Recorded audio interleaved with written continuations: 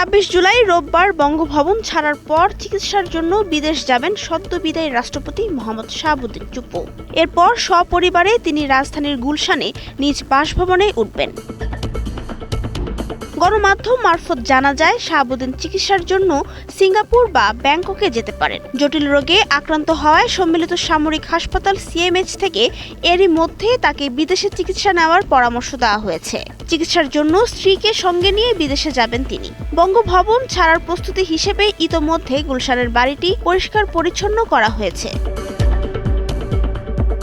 শারীরিক অসুস্থতার কারণ উল্লেখ করে রাষ্ট্রপতি পদ থেকে সরে দাঁড়ান মোহাম্মদ শাহাবুদ্দিন। পদত্যাগপত্রে তিনি উল্লেখ করেন, হৃদরোগ, উচ্চ রক্তচাপ, ডায়াবেটিস ও কিডনি জটিলতায় ভুগছেন তিনি। সম্প্রতি বাইপাস সার্জারি হওয়ার পর অটোনমিক নিউরোপ্যাথি নামক জটিল রোগে আক্রান্ত হন তিনি। এর ফলে তিনি মাঝে মধ্যে স্বল্প সময়ের জন্য অচেতন হয়ে পড়েন।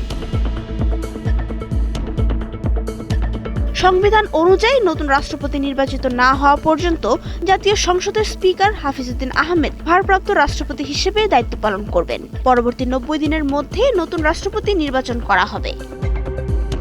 নাবিলা রহিম, সময়ের আলো।